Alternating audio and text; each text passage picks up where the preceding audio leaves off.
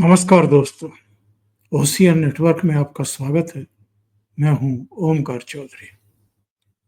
Operation सिंदूर पर पता नहीं क्या सोच करके विपक्षी दलों, खासतौर से कांग्रेस की तरफ से मांग की गई थी कि इस पर स्पेशल चर्चा कराई जाए।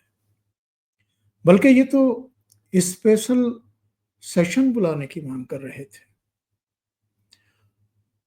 अब मानसून सत्र में इसके लिए 16-16 घंटे की चर्चा का समय निर्धारित कर दिया गया दोनों सदनों में।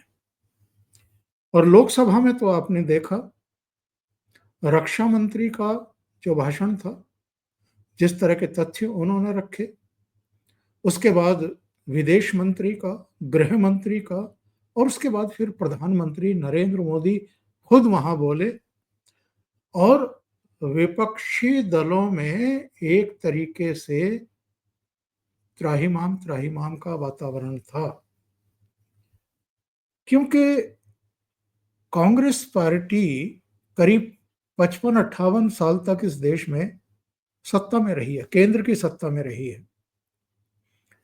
और जितनी ये आतंकवाद, नक्सलवाद, अलगाववाद, आर्थिक विषमता, गरीबी, बेरोजगारी, महंगाई और दुनिया भर का जो चीन की घुसपैठ और 62 का युद्ध, 71 का युद्ध, ये सब तो, और 47-48 का भी, ये सब तो कांग्रेस के समय में हुआ है। और अगर पाकिस्तान के कब्जे वाला जम्मू कश्मीर का हिस्सा है उसके पास, तो ये भी नेहरू के समय हुआ है। तो क्या इनको इस बात की समझ नहीं थी कि इन सारे कच्चे चिट्ठों को मोदी सरकार खोल करके सामने रख देगी? मैंने पहले भी कहा था एक प्रोग्राम में कि गए थे हरिभजन को, ओटन लगे कपास। वही हुआ कांग्रेस के साथ। लोकसभा में भी बुरी तरह पिटी, और राज्यसभा में तो इतनी पिटाई हो गई कि अल्टीमेटली एक बहाना बना करके कि प्रधानमंत्री नरेंद्र मोदी को यहां जवाब देने के लिए बुलाइए। और चूंकि प्रधानमंत्री लोकसभा में अपना भाषण दे चुके थे, बहुत तथ्यों के साथ दे चुके थे, तो राज्यसभा में उनके आने का कोई मतलब नहीं था। और अमित शाह ने कहा भी कि भाई वैसे तो वो इस समय दफ्तर में ही बैठे हैं, लेकिन मेरे से ही निपट लो। और अमित शाह ने लगातार लोकसभा में भी और राज्यसभा में भी, इसी तरीके से विदेश मंत्री एस जयशंकर ने लोकसभा में भी और राज्यसभा में भी, और जो राज्यसभा में नेता सदन हैं जेपी नड्डा, उन्होंने, और शुरुआत तो वहां की तरह राजनाथ सिंह ने यहां भी की। इन सब ने सारे कच्चे चिट्ठे खोल करके रख दिए इनके, और ये बताया कि कब कब आतंकवादी वारदातें हुई और आपने कुछ नहीं किया, हाथ पर हाथ धर करके बैठे रहे। पीओके पर भी अमित शाह ने सीधे सीधे कह दिया कि पीओके आपने दिया, लेकिन उसे वापस भारतीय जनता पार्टी लाएगी। जरा पहले अमित शाह का ही मैं वो अंश सुनवाता हूं, जब ये वॉकआउट कर रहे थे इस बात पर कि प्रधानमंत्री नरेंद्र मोदी को आप यहां जवाब देने के लिए क्यों नहीं बुला रहे हैं। ऑफिस में ही है, उनको ज्यादा सुनने का शौक है क्या? भाई मेरे से निपट रहा है, काहे को प्रधानमंत्री जी को बुला रहे हो? और तकलीफ होगी, ये समझते नहीं है साहब। उन्होंने कहा कि मेरे तक ही सीमित रहने दो, प्रधानमंत्री आएंगे तो आपको और ज्यादा तकलीफ होगी। और जो अमित शाह ने ये ऐलान किया कि पीओके दिया आपने, लेकिन लेकर के हम आएंगे, जरा उस अंश को भी सुन लेते हैं। कहना चाहता हूं, पाक ऑक्यूपाई कश्मीर आपने दिया था, मगर लेने का काम भारतीय जनता पार्टी की सरकार ही करेगी, और कोई मान्यवर, हमने तो हमला किया था आतंकवादी अड्डों पर, उनके हेडक्वार्टर पर, उनके संगठनों पर, उनके ट्रेनिंग कैंप पर, उनके लॉन्चिंग पैड पर, और हमारे आतंकवाद के ऊपर ये हमले को पाकिस्तान अपने पर का हमला समझ बैठा। ये अमित शाह। लेकिन साहब, राज्यसभा में तो अगर किसी ने कांग्रेस के और राहुल गांधी के कायदे से धागे खोले हैं तो वो नाम है एस जयशंकर। आप ये महसूस कर रहे होंगे, देख भी रहे होंगे कि एस जयशंकर साहब लगातार कांग्रेस के निशाने पर हैं और कांग्रेस में भी राहुल गांधी के निशाने पर हैं, क्योंकि राहुल गांधी के बारे में एक बार उन्होंने ये टिप्पणी कर दी थी कि इनको विदेश नीति का कुछ आता जाता है नहीं। तो राहुल गांधी ने अपने दिल पर ले लिया और उसके बाद पूरे मीडिया डिपार्टमेंट को, दिल्ली के पूरे इकोसिस्टम को, जो लुटियन मीडिया है उसको भी एस जयशंकर के पीछे लगा दिया। अब देख रहे होंगे प्रधानमंत्री नरेंद्र मोदी के जो विदेश दौरे होते हैं वो भी अब कांग्रेस के निशाने पर रहने लगे हैं। ऐसा कभी हुआ नहीं है इस देश में कि जो देश के प्रधानमंत्री के विदेश दौरे होते हैं या जो हमारी विदेश नीति है उस पर किसी तरह के सवाल खड़े किए जाए। वो एक राष्ट्रीय एक मानस जो है वो सरकार के साथ रहता है, और सरकारें भी, जहां तक विदेश नीति का प्रश्न है, वैसे तो सभी मोर्चों पर, अर्थ नीति हो, रक्षा नीति हो या दूसरे जो आपके वो हैं, उन सब पर राष्ट्रीय हित जो है वो सर्वोपरि रहता है। लेकिन कम से कम विदेश नीति जो है उसमें तो सर्वोच्च स्थान पर रखा जाता है राष्ट्रीय हितों को। अगर अमेरिका के साथ ट्रेड डील नहीं हो रही है तो उसके पीछे भी यही है कि हमारे राष्ट्रीय हितों की कीमत पर डेयरी क्षेत्र में, कृषि क्षेत्र में अमेरिका घुसपैठ करना चाहता है, दरवाजे खुलवाना चाहता है, और भारत सरकार, मोदी सरकार ऐसा करने को तैयार नहीं है। इसी से चिढ़ करके तो डोनाल्ड ट्रंप ने 25% टैरिफ लगाने का एक तरफा ऐलान कर दिया।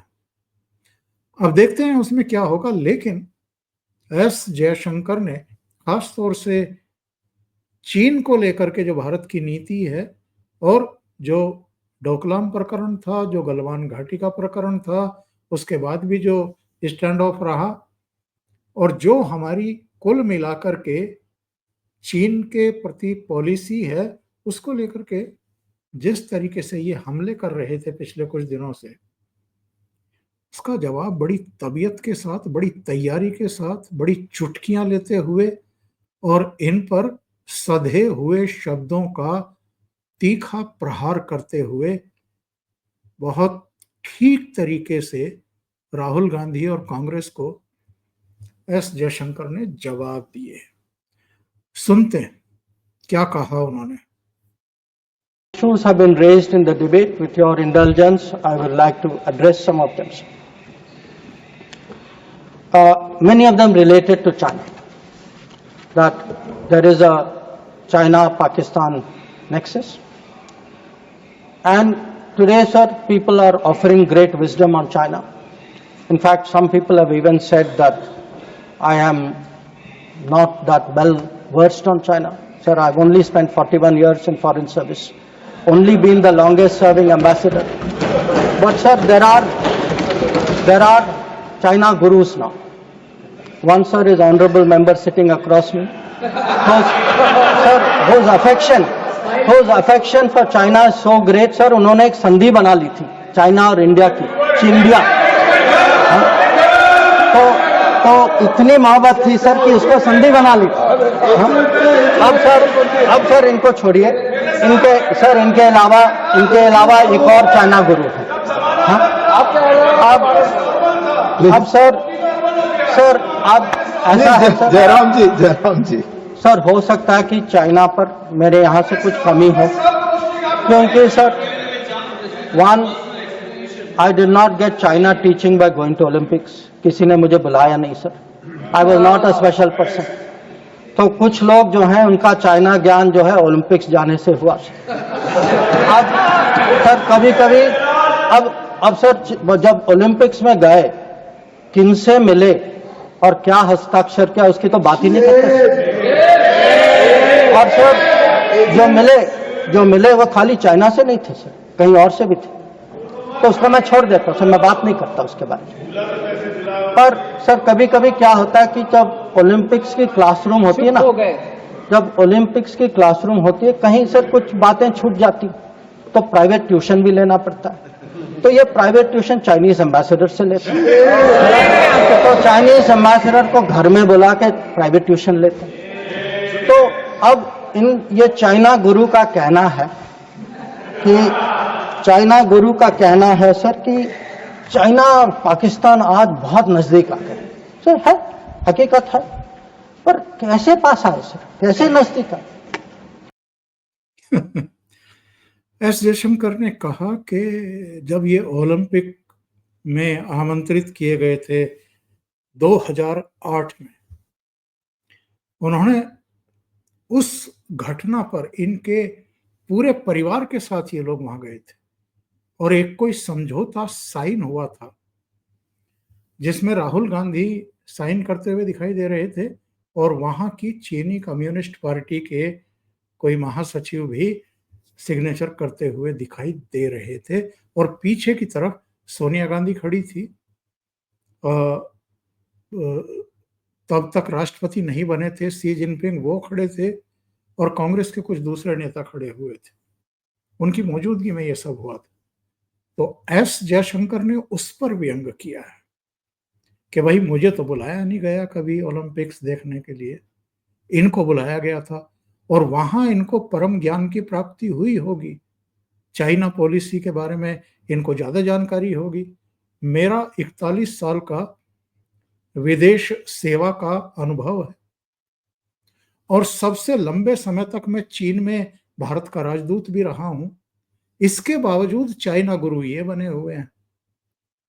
आगे सुनिए उन्होंने क्या क्या कहा.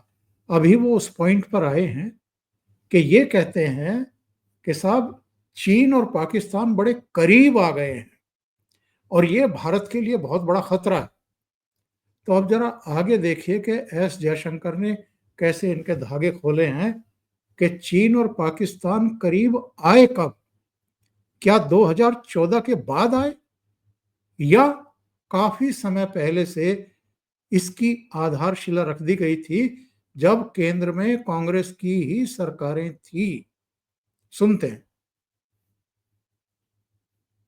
नजदीक आए क्योंकि हम लोगों ने बीच में पीओके की धरती छोड़ दी थी.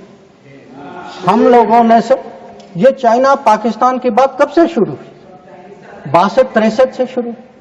63 में पाकिस्तान ने चाइना को शशगम वैली दिया. 67 में काराकोरम हाईवे की प्लानिंग शुरू हुई. 88 में काराकोरम हाईवे खत्म हुई सर. 88 में 86 आप जानते हैं सर किसकी सरकार थी. 67 में पाकिस्तान चाइना का मिलिट्री कोऑपरेशन 67 में शुरू हुआ सर.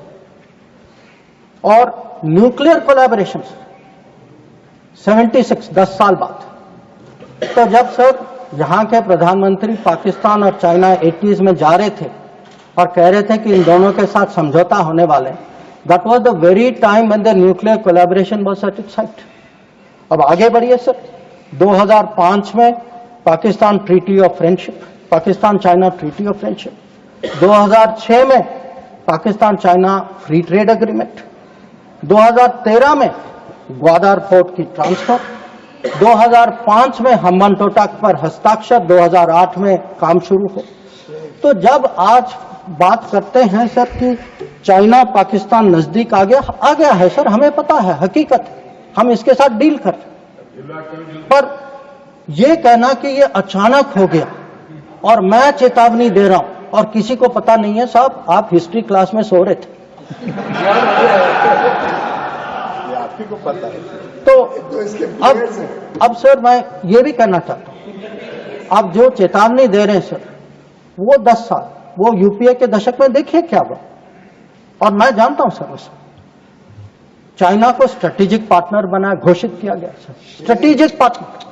सर हमारे यहाँ एक जनरल थे, ईस्टर्न कमान के जनरल थे, जब मैं राजदूत था चाइना में, उन्होंने मेरे से पूछा कि देखिए मैं फौज का आदमी हूं, मेरे लिए सब ब्लैक व्हाइट होना चाहिए, आप मुझे समझाइए कि ये पड़ोसी जो आज भी हमारे धरती पर इसकी क्लेम है, जिसके साथ हमारी युद्ध हो चुकी है, जिसके साथ रोज तनाव है, इसको आप स्ट्रेटेजिक पार्टनर कैसे घोषित कर सकते हैं?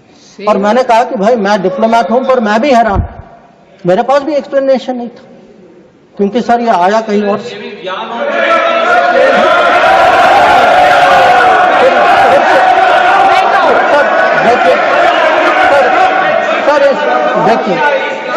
देखिए इस दशक में और क्या हुआ। इस दशक में 2006 में सर इस दशक में 2006 में रीजनल ट्रेडिंग एग्रीमेंट, बैठकर कमेंट न करें, कोई बात नहीं आपकी नहीं जा रही sir. 3G 4G Chinese companies ने यहाँ उनको निमंत्रण किया कि भाई आप आइए 3G 4G बसाई कर यहाँ बसाइए। हाँ सर 2006 में जब प्रेसिडेंट हू जिनताओ भारत आए थे, उस समय निर्णय हुआ कि हम चाइना के साथ रीजनल ट्रेडिंग एग्रीमेंट FTA जैसे करेंगे। इसके लिए एक टास्क फोर्स की घोषणा हुई, टास्क फोर्स ने रिकमेंडेशन दिया और वो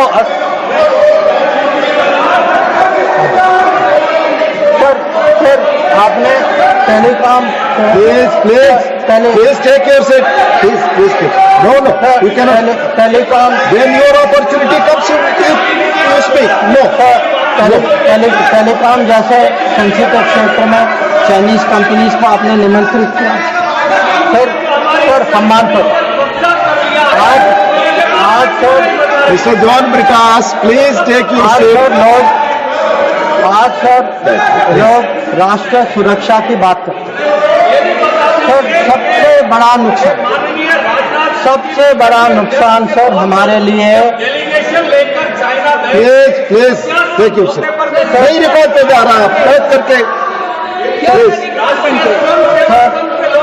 आप खुद स्वतः खड़े होकर कुछ भी नहीं बोल सकते, आप please follow the rules, please आप बोले, आप बोले।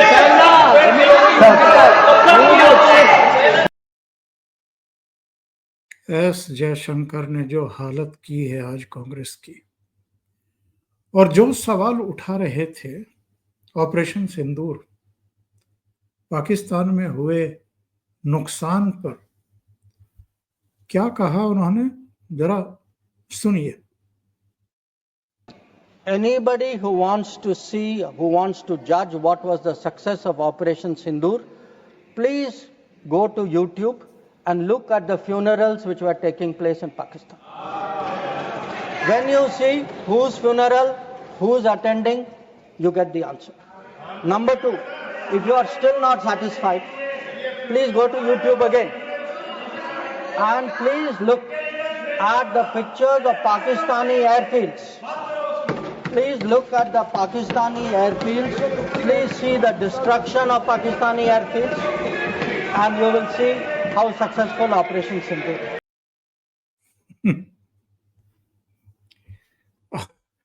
और पीओके पर भी उन्होंने कहा, किस मुंह से पीओके की बात करते हैं?